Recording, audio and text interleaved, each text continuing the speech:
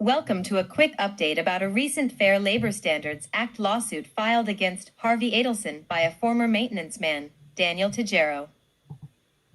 As you might have heard in my previous video, Tijero, represented by attorney Xandro Palma, sued Harvey Adelson and one of his corporations on February 29, 2024 in federal court.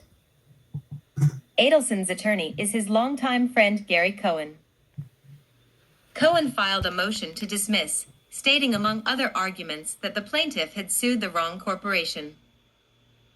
In this motion filed last Friday, the plaintiff's attorney Mr. Palma is asking the court for permission to file an amended complaint.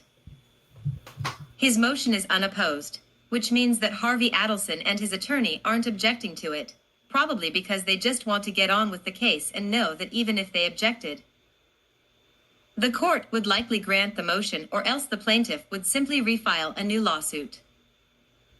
So the main change is that the plaintiff is no longer trying to make his case a collective action, and he is now naming as a defendant a different corporation that Harvey Adelson allegedly owned. 519 SW 27, Avenue LLC. I still think the claim that the plaintiff was involved in interstate commerce is flimsy. Maybe Harvey and his corporation rented to tenants who mainly lived out of state, although the plaintiff doesn't mention that in the complaint or his amended complaint, or who knows. Could having credit card transactions or handling goods and supplies moved in interstate commerce be enough to meet the interstate commerce requirement such that the Fair Labor Standards Act applies? Even on the face of the amended complaint, the plaintiff says he was paid in cash, didn't get pay stubs, and never clocked in and out.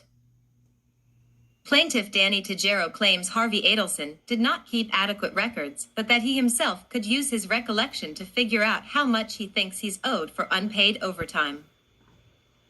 It is possible that the court could deny Adelson's motion to dismiss, assuming he files another one to dismiss the amended complaint once it is accepted.